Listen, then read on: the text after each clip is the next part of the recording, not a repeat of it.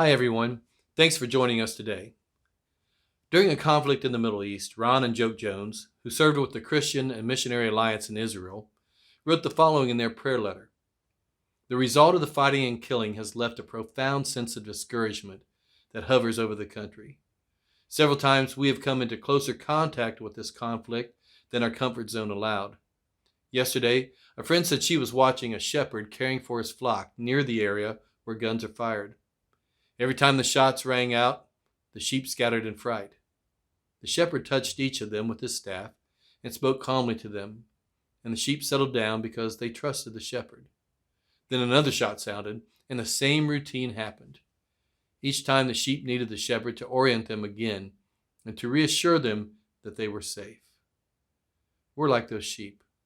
When we are frightened, our shepherd reaches out and touches us with his staff, speaking words of calm and comfort. A verse from the 23rd Psalm says, "Even though I walk through the valley of the shadow of death, I will fear no evil, for you are with me. Your rod and your staff, they comfort me." Our world can be pretty frightening right now. Things have changed so drastically in such a short time, and since no one alive today has lived in times like this, and with no one really knowing when or if things will get back to normal, we get frustrated. We get angry. We get sad. We get anxious. We want to go to the store without worrying about how close people are getting to us. We miss going out to our favorite restaurants, and for some of you who are without work right now, well, that's a whole different set of feelings and problems. For those of us who know Jesus, we need to listen for his voice, to let his rod and staff be the comfort we need. He will guide us through this dark valley. Though it may seem perilous, we know we can trust him. We've all been in circumstances before that we weren't sure we could navigate through. And we have experienced Jesus' calm assurance as he brought us through those trials. And he will bring us through this one.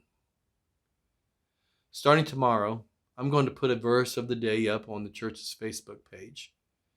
I would like for all of us to meditate on it. And by that I mean to read it several times, even more than several times. And then as you go about your day, I encourage you to think about what God is saying to you through that verse, to listen to his voice, to know the comfort of his rod and staff, and to recognize his presence with you as you cling to his word.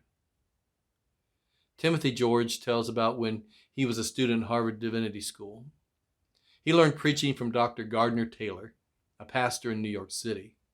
He remembers him telling a story from when he was preaching in Louisiana during the Depression. Electricity was just coming into that part of the country, and he was out in a rural black church that had just one little light bulb hanging down from the ceiling to light up the whole sanctuary. Well, he was preaching away, and in the middle of his sermon, electricity went out. The building went pitch black, and Dr. Taylor, being a young preacher, didn't know what to say. He stumbled around until one of the elderly deacons sitting in the back of the church cried out, "Preach on, preacher. We can still see Jesus in the dark." Sometimes that's the only time we can see him, in the dark.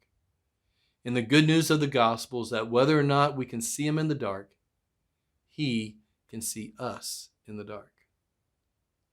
So in this dark valley we are currently treading through, may we know we are not alone. And we will get through this because our God sees us and is leading us through it. If you don't know Jesus, we encourage you to contact us so that you can know how to have the comfort that he provides for his people, the comfort that we are experiencing. Thank you for listening. I hope you'll join us Sunday for our online worship service at 10:45 a.m. Now, due to the problems from last Sunday, I'm going to be uploading it only to YouTube, but I am going to put a link on Facebook. And it will also be on the church website, which is www.brooksvillechristianchurch.com. So until next time, may God be with you and bless you.